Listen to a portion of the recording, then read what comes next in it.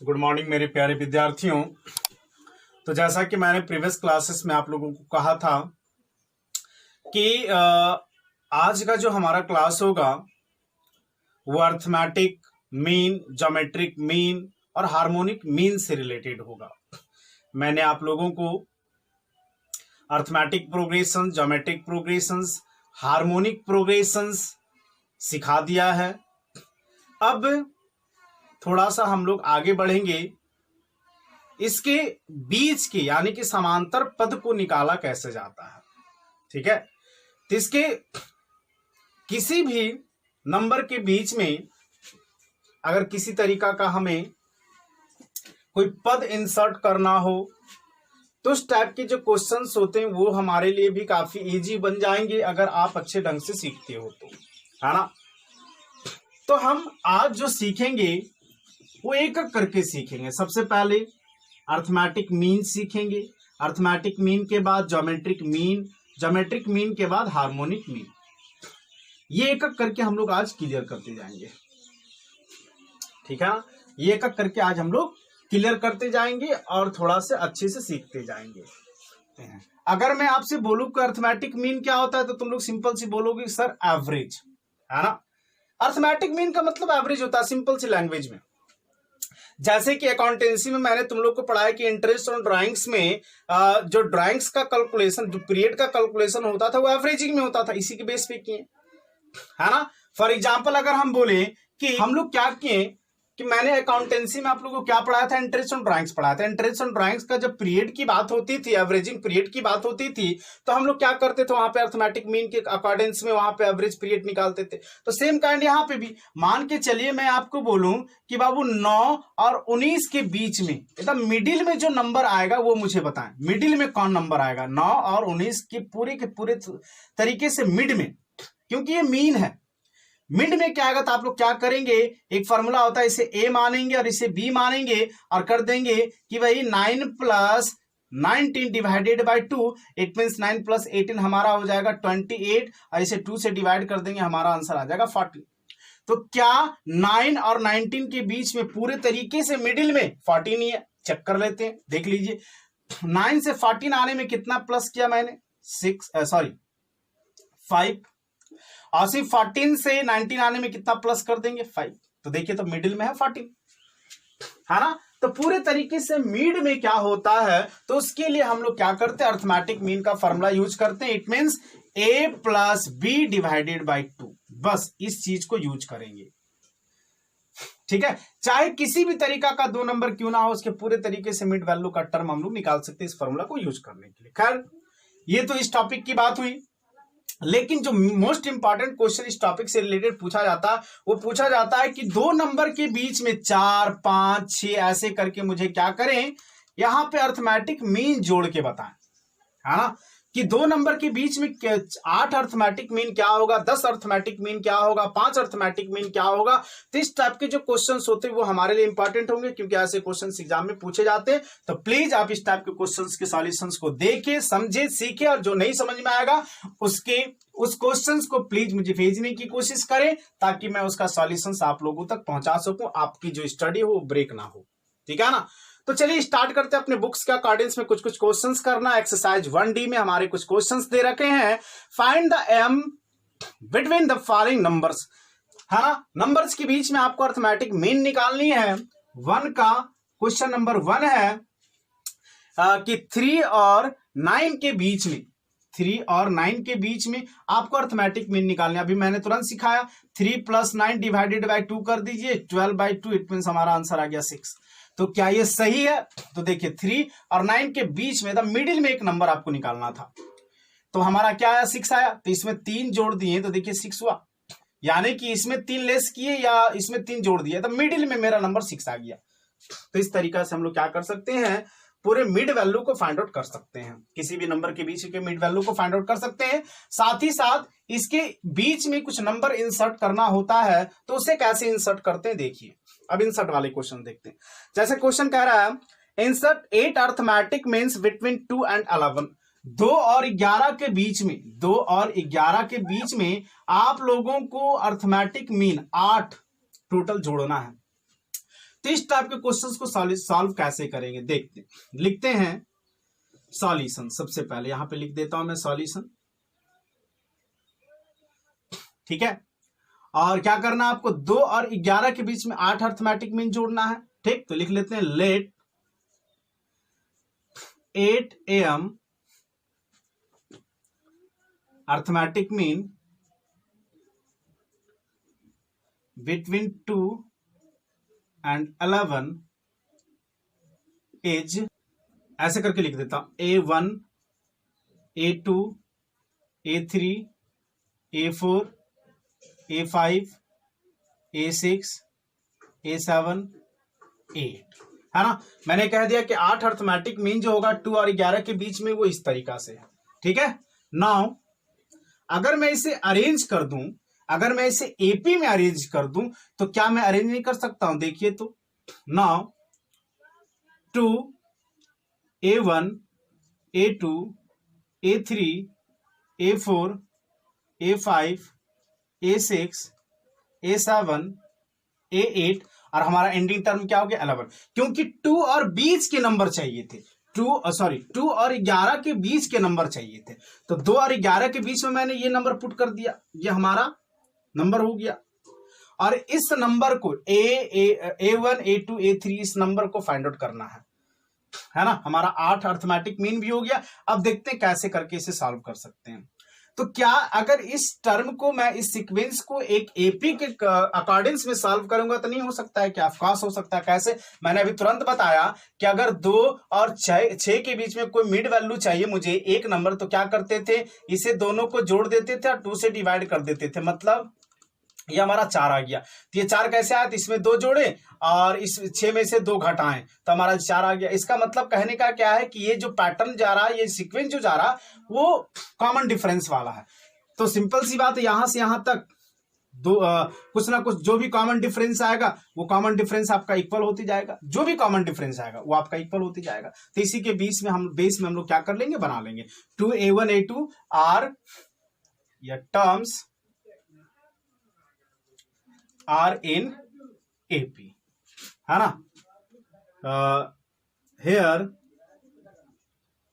A equal to 2 और साथ ही साथ टी एन यानी कि एंडिंग टर्म क्या दे रखा है बाबू, 1 2 3 4 5 6 7 8 9 10। तो इस तरीका से हमारा T10 हो गया 11, T10 हमारा 11 हो गया। अब हम लोग क्या कर देंगे, कॉमन डिफरेंस को लेट कर लेंगे। Let C D equal to D, common difference.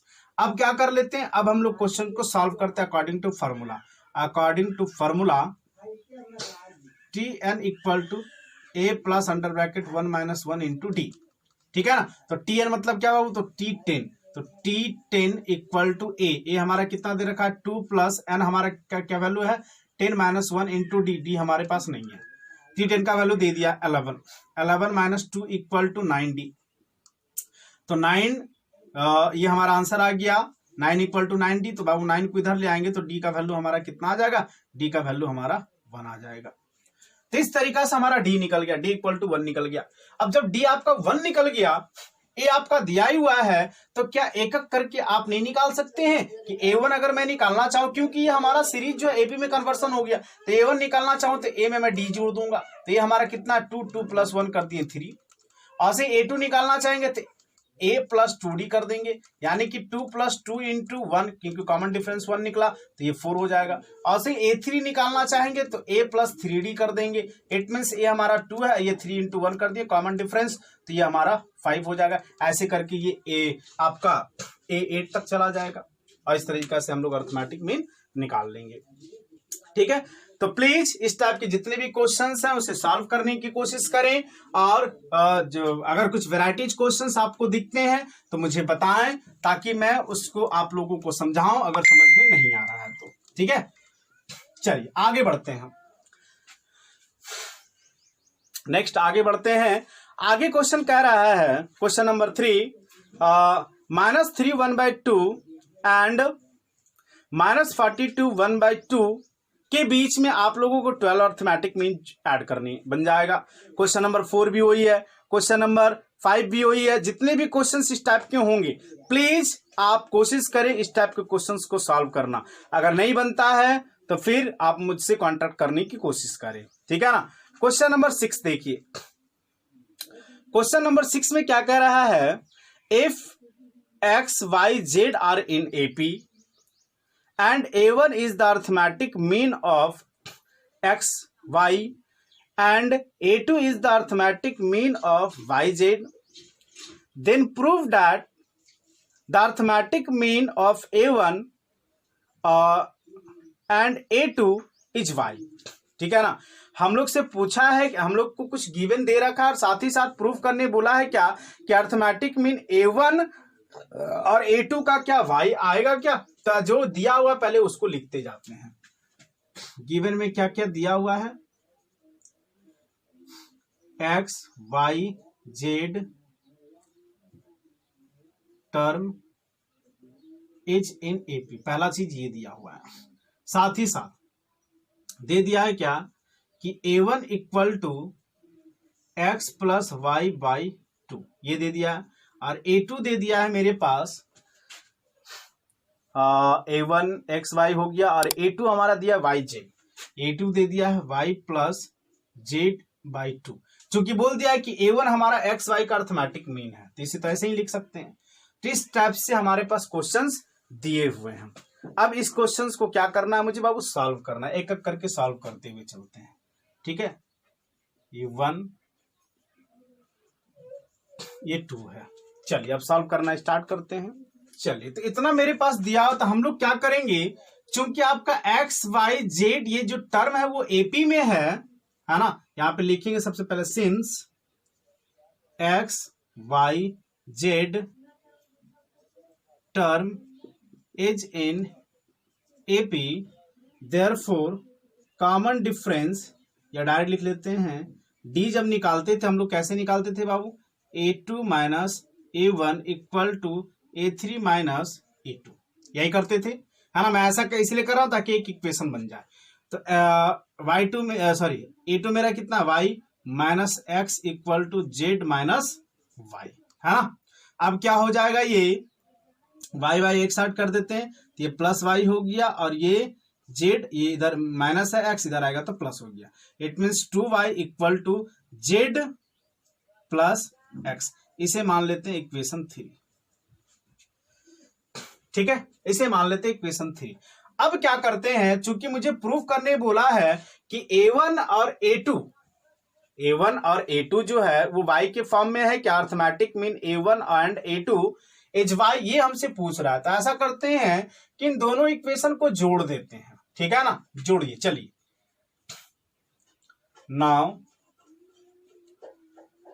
Equation 1 plus equation 2। तो इक्वेशन 1 क्या है बाबू, A1 equal to X plus Y by 2 और A2 equal to y plus Z by 2। ये दोनों को ऐड कर देते हैं, ठीक है। तो ऐड कीजिएगा तो क्या हो जाएगा, A1 plus A2 equal to X plus Y by 2 plus y plus Z by 2। अब दोनों का एलसीएम निकालेगा तो 2 ही आएगा। इट मीन्स ये हो गया x plus Y plus Z, ये हमारा आ गया। इट मीन्स ये y plus Y 2y plus X plus Z by 2। देखिए तो x प्लस जेड एपी के अकॉर्डिंग्स में क्या हो जा रहा है, 2y हो जा रहा है ना। तो यहाँ पे लिख देता हूं मैं 2y plus X Y Z equal to 2y by 2। क्यों, यहां पे लिख देंगे फ्रॉम इक्वेशन 3, ठीक है ना। तो इस तरीका से हमारा आ गया 4y बाई 2। तो देखिए कट गया तो ये 2y आ गया। तो ये 2y क्यों आया, क्योंकि A1 प्लस A2 है ना। अगर इसे और सॉल्व करेंगे तो A1 plus A2 by 2 equal to y। तो देखिए y के फॉर्म में आ गया, ठीक है। हम लोग से पूछा था कि arithmetic mean of A1 and A2 is y, तो अर्थमेटिक मीन A1 और A2 y हो गया, ठीक है ना। कोई दिक्कत है यहां तक। चलिए अब आगे बढ़ते हैं, नेक्स्ट क्वेश्चन की तरफ चलते हैं। नेक्स्ट क्वेश्चन हमारा क्या दे रखा है, तो जितने भी क्वेश्चन इस टाइप के होंगे प्लीज आप लोग कोशिश कीजिएगा बनाने का, ठीक है, कोशिश कीजिएगा आप लोग बनाने का। नेक्स्ट क्वेश्चन हम लोग आते हैं और नेक्स्ट क्वेश्चन हमारा हो जाएगा स्टार्ट ज्योमेट्रिक मीन से रिलेटेड। तो ज्योमेट्रिक मीन में क्या हो जाएगा, तो यहाँ पे आपका कॉमन डिफरेंस निकल रहा है, तो वहां पे क्या हो जाएगा भाई, तो वहां पे कॉमन रेशियो निकलेगा। तो चलिए स्टार्ट करते हैं।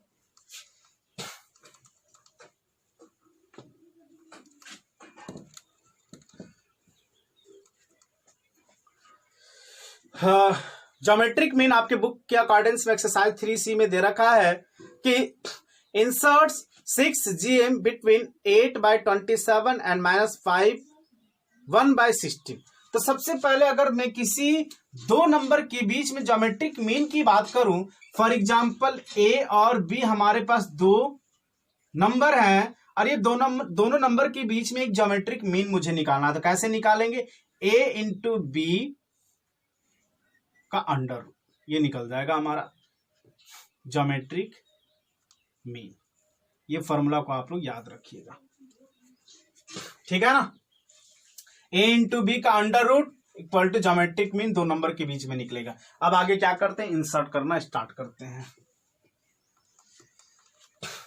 चलिए क्वेश्चन पूछा है, इंसर्ट 6 GMs बिटवीन 8/27 और -5 1/16।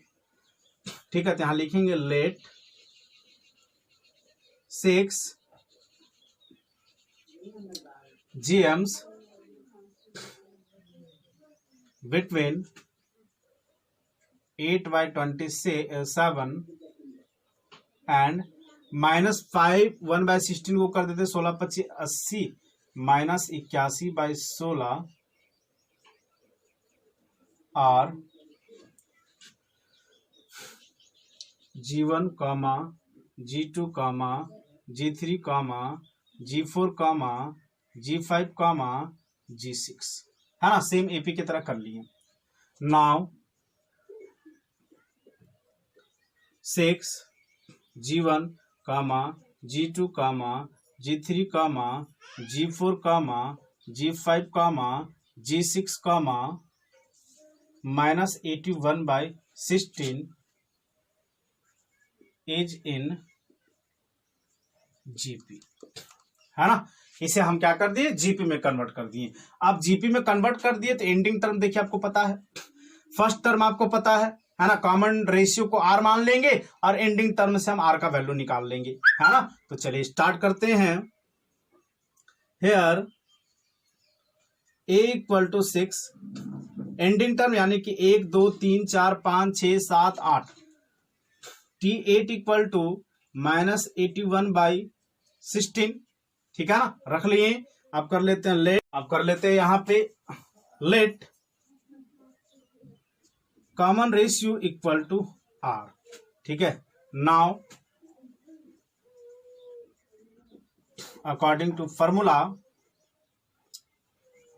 Tn = ARn-1, है ना, ये फॉर्मूला होता है Tn, यानी कि हमारा किसका वैल्यू दे रखा है भाई, तो T8 का। T8 = A का वैल्यू कितना है बाबू, तो A का वैल्यू हमारा 6 है, A का वैल्यू हमारा 8/27 है, माफ कीजिएगा 8/27 इंटू आर पता नहीं है, n मतलब क्या 8 - 1, और T8 का वैल्यू दे रखा है -81/16, है ना। और ये इधर लेके आएगा तो ये 27 ऊपर चला जाएगा, 8 नीचे आ जाएगा। किसका वैल्यू निकला है यहाँ पे, तो R7। कुछ कट रहा है क्या, नहीं कट रहा है। अब क्या करना रहता है आपको, क्योंकि R का पावर 7 है तो यहाँ पे जो नंबर है वो भी किसी ना किसी नंबर का पावर हमें 7 दिखाना पड़ेगा, है ना। तो जो इक्वल होगा 7 से काट देंगे तो R का वैल्यू जो हमारा वेरिएबल है वो निकल जाएगा। तो 81 को सबसे पहले फैक्टराइज करेंगे, देखिए 3 से कीजिए तो ये हो जाएगा 27, 3 से कीजिए तो ये हो जाएगा 9, फिर 3 से कीजिए तो ये 3 और 3 से कीजिए तो 1, तो 1 2 3 4। ऐसे आप 27 को करेंगे तो 3 9 3 3 3 1, 1 2 3 4, 3 और इधर 4 7 हो गया, तो ये 3 का पावर तो 7 निकल गया, -3 का पावर 7 निकल गया, इसलिए क्योंकि पावर हमारा ऑड है तो ये माइनस का साइन माइनस में रहेगा। और से 16 और 8 को करेंगे तो 16 को 2 से करेंगे तो 8 आएगा, 2 से करेंगे 4 आएगा, 2 से करेंगे 2 आएगा, 2 से करेंगे 1 आएगा, यानी 1 2 3 4, और साथ ही साथ 8 से किए तो 1 2 3, यानी कि 4 3 7, ये भी हो गया। तो 2 का पावर दोनों का -3/2 का पावर 7 हो गया। तो देखिए हम क्या कर सकते हैं, इस 7 को काट देते हैं क्योंकि कॉमन हो गया। तो इस तरीका से हमारा -3/2 निकल गया आर का वैल्यू। अब जब आर का वैल्यू निकल ही गया तो आप लोग क्या कर सकते हैं, अब फर्स्ट क्लास आप लोग G1 G2 G3 जो भी निकालना हो निकाल सकते हैं, है ना। इसके बीच में अगर हम बात करें G1 की तो आप बोलिएगा सर G1 का मतलब हो गया A इंटू आर, तो ए हमारा कितना भाई, तो ये हमारा है 8/26, है ना। और ये भी हम लोग तुरंत निकाले R -3/2, ठीक है। तो इस तरीका से हो गया 8 4 दूनी 8, और ये हो गया बाबू 9 × 27, इसका मतलब हमारा हो गया 4/9 माइनस में G1, ठीक है ना। काफी इजी था, G1 निकल गया। अब G1 के बाद क्या निकाल सकते हैं, जो भी आपको निकालना हो आगे कर सकते हैं। अगर G2 लेंगे तो G2 कैसे निकलेगा बाबू, तो G2 निकलेगा हमारा AR का पावर स्क्वायर, यानी कि 8/27 into R square. R square मतलब क्या बाबू, तो -3/2 का स्क्वायर, है ना। ये कितना हो जाएगा 8/27 इंटू 3 3 जा 9/2 2 जा 4। क्लियर होगी बात। तो देखिए काट दीजिए, 4 2 जा 8 हो गया, 9 3 जा 27 हो गया, इसका मतलब 2/3। तो प्लीज जितने भी हैं वो निकाल लीजिएगा, ठीक है। अब आगे नेक्स्ट क्वेश्चन बढ़ते हैं। नेक्स्ट क्वेश्चन हमारा क्या दे रखा है, नेक्स्ट क्वेश्चन में दे रखा है इंसर्ट 6 जेम्स बिटवीन 27 एंड, अच्छा ये बनाया अभी तुरंत मैंने, हाँ, -27 एंड 1/81। तो निकाल लीजिएगा। इस टाइप के क्वेश्चंस काफी इजी हैं, इसलिए मैं छोड़ रहा हूं, ठीक है। तो जितने भी इस टाइप के क्वेश्चंस होंगे प्लीज आप लोग सॉल्व करने की कोशिश कीजिएगा, प्लीज। और आशा करता हूं कि आप लोग से ये क्वेश्चन सॉल्व होगा ही होगा।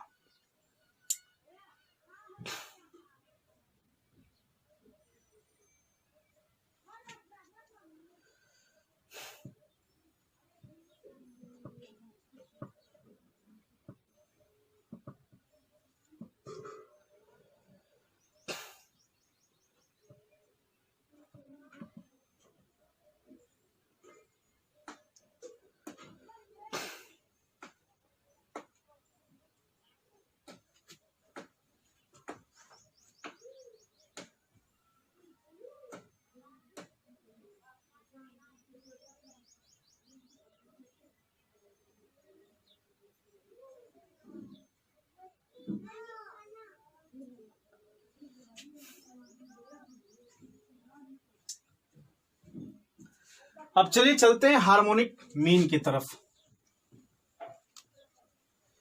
अब थोड़ा सा हार्मोनिक मीन की तरफ चलते हैं, हाँ। जैसे क्वेश्चन नंबर 1 कह रहा है insert 4 AIIMS between 1 and 1/11। 1 and 1/11 के बीच में आपको 4 हार्मोनिक मीन ऐड करना है। तो क्या करेंगे, यहां पे लिखेंगे सॉल्यूशंस में late 4 HMs between 1 and 1/11 are H1, H2, H3, H4, ठीक है ना। नाउ